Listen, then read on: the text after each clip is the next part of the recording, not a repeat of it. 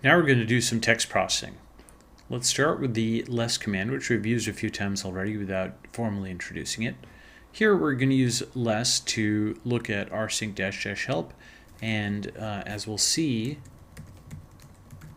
it goes on for quite a while. If we pipe it to the less command, then we can go up and down like so. Now, what are we actually doing there? What we're doing is we are hitting Control N to go down, and then Control P to go up.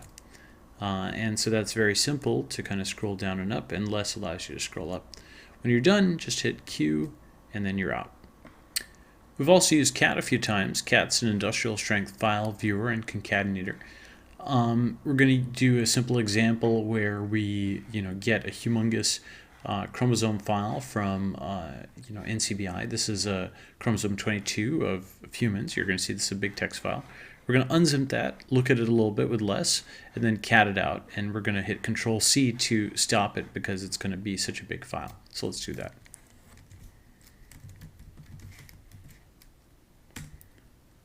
I'll take a little while to wget this.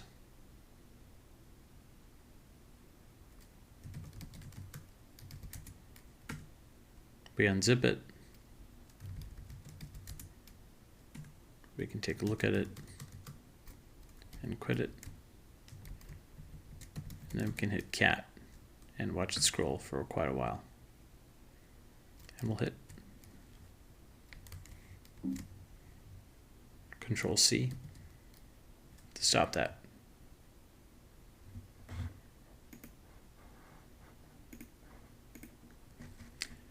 Next, let's do some. Next, let's work with head and tail. So we're going to look at the first few lines of a file with head, and conversely, the last few lines of a file with tail. Head is used for just checking that files are downloaded properly. Here's the first 10 lines, and here's the first 50. You can pass in a -n flag to get more than just 50. You can take the heads of multiple files, and you can get them without delimiters, and then also the first 50 characters. So let's just do that real quick. So here's head star GBK. That's pretty cool. Then here is --help, which shows you various options. That's the first 50 lines. And that's the same as doing that. If we passed in 30 lines, it would be the first 30.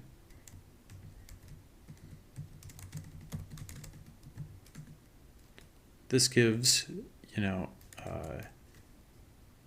all the text files and all the GBK files. And notice these header lines are printed with each of them.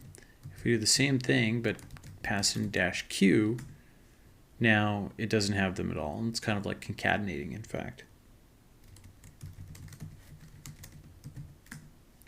This is an interesting command, which actually just takes the first 50 characters.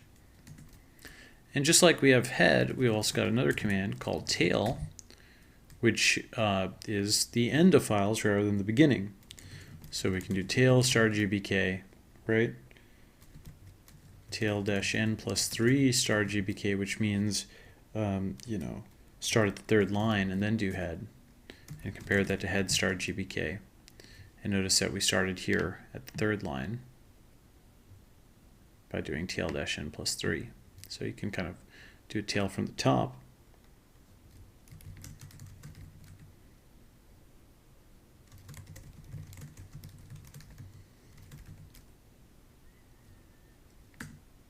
That pulls out an intermediate section. We took the first 1,000 lines of the GenBank file and the last 20 of them. Here's an example that combines both head and tail to look at the creation of a large file, which we can then watch being built up in real time. So we're going to cat, or basically create a huge number of lines in this foo file, and then we're going to follow the creation of it with tail-f.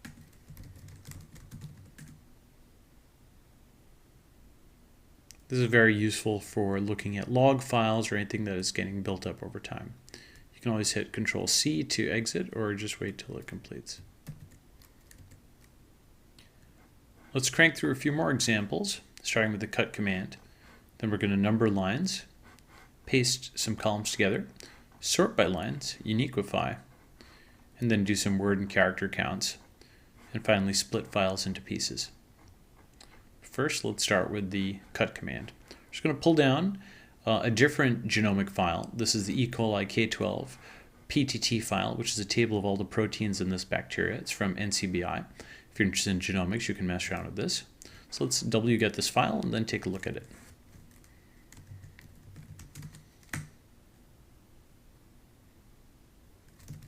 So this is a PTT file. It basically looks like a table. Whenever you got a table, the cut command is quite useful. Let's pull out the second column of this PTT file and look at the first 10 lines of that second column.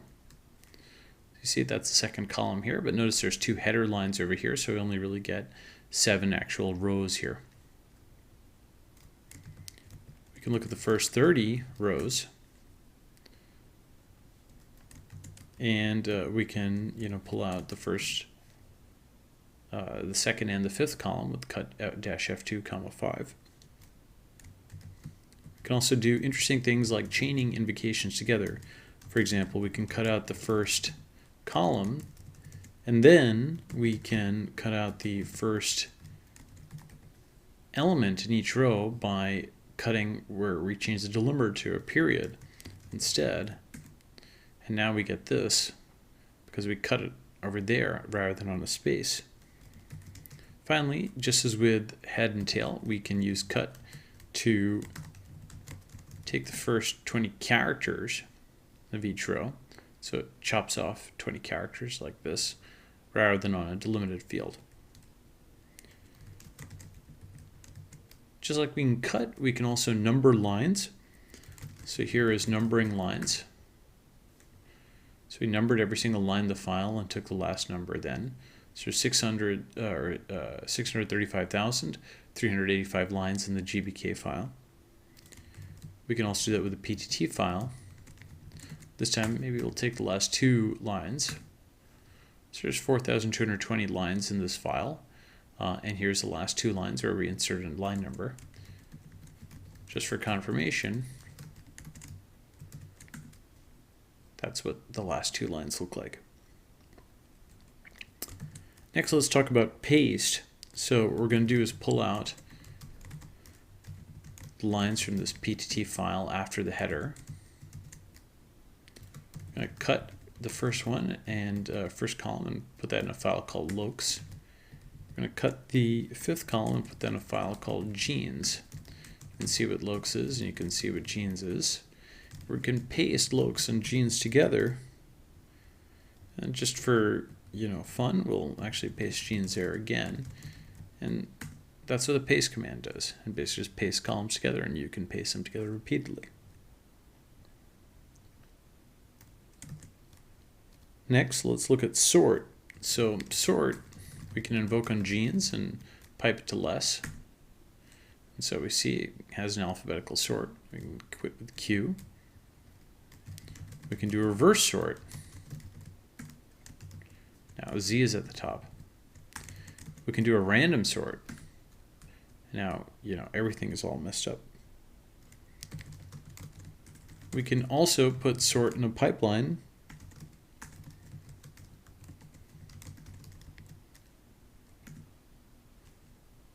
So here is, plus and minuses, and we can sort that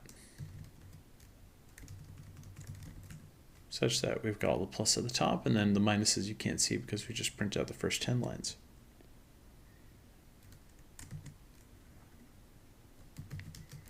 If we look at unique, it gives similar kinds of properties.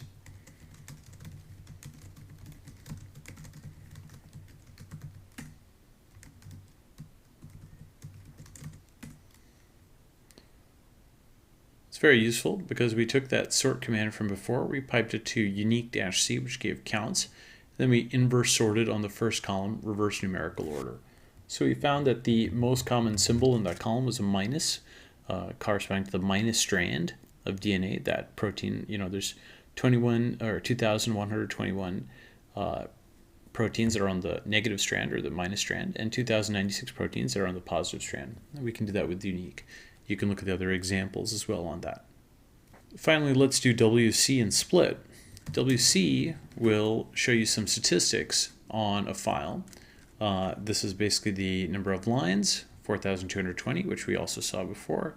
This is the number of words, quote unquote, 4,700 or 47,431. And that's the number of bytes, 354,213. Here's an example of using WC to just look at the number of lines. This is a very common thing that you'll do. And here's another very useful command that will show you the longest line length in the file. And that shows that the longest line length has 269 characters. This is very useful sometimes when you need to pre-allocate a buffer or just do some quick analysis on a file. So this kind of tells you the length in terms of the number of rows, and this tells you the width in terms of the number of columns, or at least the maximum width. Finally, let's talk about the split command. Split command is useful when you want to set up a parallel processing job. So let's say we want to split this file, start PTT, into a bunch of subfiles, each of which starts with subset.ptt. Period. And what we find is that we've now got 5 of those. And we can look at each of those and we split them up like this. So that kind of concludes our introduction to text processing. And then we'll do some more with more advanced text processing in a little bit.